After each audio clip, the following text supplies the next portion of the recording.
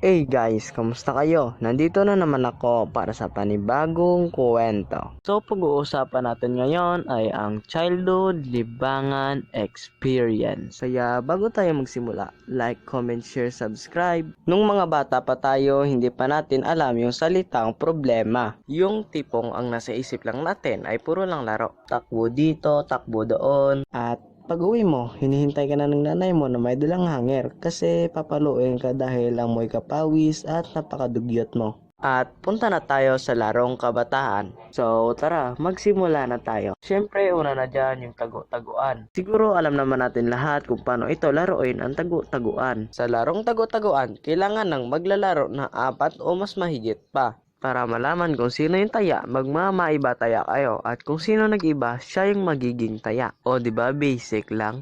At kapag may taya na, maghahanap ng taya ng base para dyan siya magbibilang.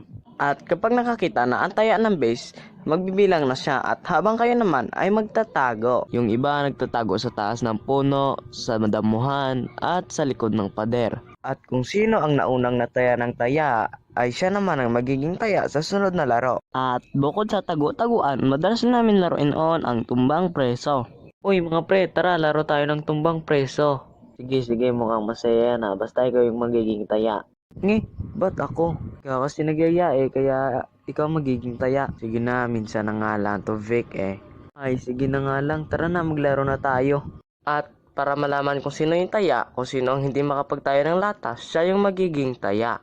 Uy mga tol, lagay ko na to Paniguradong tatalsik to sa akin ng malayo ang lata. Sisiguraduhin kung pupulutin to ni Victor ng malayo ang lata.